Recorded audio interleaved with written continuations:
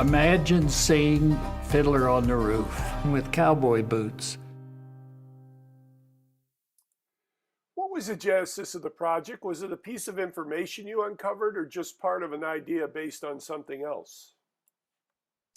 Sure. So I moved to Denver from Brooklyn 4 years ago, and I started looking for untold stories of the Wild West. So my background is I was a producer for the Today Show for 13 years, and I did a little bit of everything, but one of the primary things I did was a series called American Story, which are essentially ordinary people doing extraordinary things. It was sort of like a mini documentary sort of series. And after leaving the Today Show, worked for PBS and Vice, and that's sort of my specialty, is what I like to do. I wasn't necessarily looking specifically for Jewish stories, but there is an archive here at the University of Denver called the Beck, B-E-C-K, Archive of Rocky Mountain Jewish History. And I stumbled upon that, and I thought, well, that might have something interesting in it, and it did. So I went down, and I was just blown away by the volume and the incredible stuff that was there. It was, a lot of it is, it's Colorado specific, that archive, and a lot of it is Wild West. So there's entrepreneurs and cowboys and ranchers and all these things that I thought were amazing and wonderful. No one I knew had ever heard of any of these stories. And as I started to sort of figure out a little bit more, I realized there were equally compelling stories out of New Mexico and Texas and California. And there had never been a documentary that connected the dots between all of these states as part of the larger Jewish American migration experience. And I thought that would be a really fantastic film, and that these were important stories to hear today. They are positive immigration stories, which we also don't hear very much about. And I thought that, there's something really beautiful, I think, about the contributions that these Jewish immigrants made, and a really lasting positive impact that it had on the American West. And to me, there's really two narratives to the film. There is the narrative of the Jewish migration experience, and then there's the narrative of the Wild West itself. And it's where the two meet that I think is really the magic of the film. And so that there's a lot of material that didn't make the film, but what made it were the ones that I felt were the strongest meeting of those two narratives. That's how I got started on it, and that was sort of the journey of the whole thing. The network of Jewish peoples willing to help each other during the mass immigration to America was fairly comprehensive. How did that network best help their incoming fellow travelers in establishing homesteads across America, including the Wild West? Jewish migration really has two waves, right? So you've got the wave of, Prussian immigrants coming in, starting like 1840, people coming in from places like Germany. And that is a little different than the enormous wave you have of Eastern Europeans towards the end of the 19th century, beginning of the 20th century. With the influx of the very large group of Eastern Europeans, there was great concern because they were fleeing terrible violence and extreme forced poverty. And so people were arriving, and they were not necessarily in great shape. And there was a real concern also over the capability of someplace like the Lower East Side being able to take in all of these people.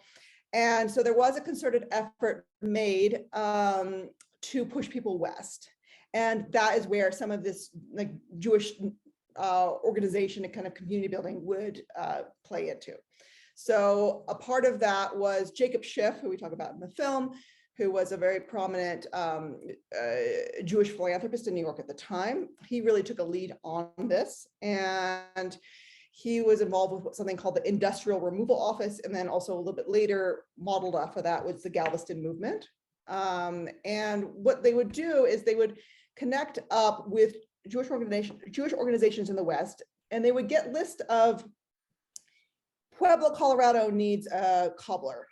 And so if you got off the boat in New York or in New Orleans or in Galveston, and they knew Pueblo needed a cobbler and you were a cobbler, off you went on a train to Pueblo.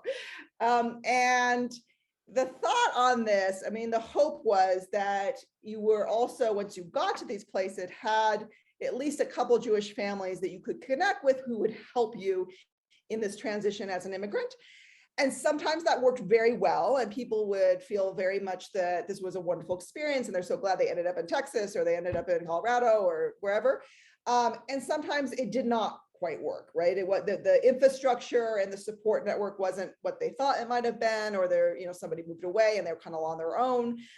What that really reflects is, it was difficult to come out here. It was not easy once you got out here because you were, there wasn't a whole lot of Jewish community generally. I mean, you had centers like Denver and San Francisco where there were, much larger communities. But, throughout the little towns, throughout the West, which was a lot of where people were going, there was a lot less of that.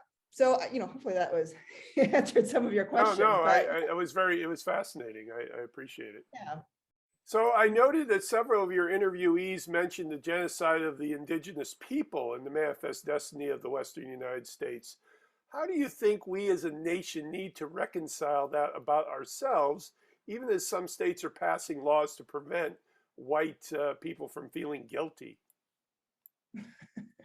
These are interesting times for sure. I felt, I myself am neither Jewish nor Native American.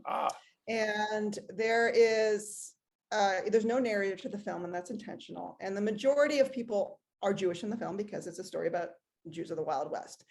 But I felt a great deal of responsibility to hopefully help amplify voices from both of those communities. They're very different communities, but unfortunately there is a lot of overlap in how the outside world has treated both of those communities. And so there are obviously historical parallels in terms of genocide and oppression. And so I wanted to make sure that I properly represented both, and both of those communities have a history of also being misrepresented in media.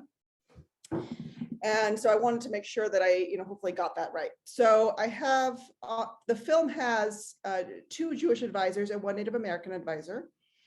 And I think that was a really important kind of piece to it. We have a very complicated history, right? I mean, one of the interviewees for a separate section talks about how, we have a very complicated relationship about who belongs and who doesn't belong in this country. And, I think what I really tried to delve into with this is that we are a diverse place, and we have always been a diverse place. So, you really have to be specific because there isn't a monolithic Native American history or a monolithic Native American experience. Right. But I do think it's important to acknowledge our history, and I think it's acknowledge the people that were, here before, and then the people that came and the diversity that came with that. We have a very narrow concept. Oftentimes, the world has a very narrow concept of our American history, and I think in this time period, particularly because of Hollywood, it becomes even more narrow as to, what happened, who was here, what was going on, and as you alluded to, there's a lot of people trying to stop that education happening. And so, I found it very educational myself as I was going through and piecing this together.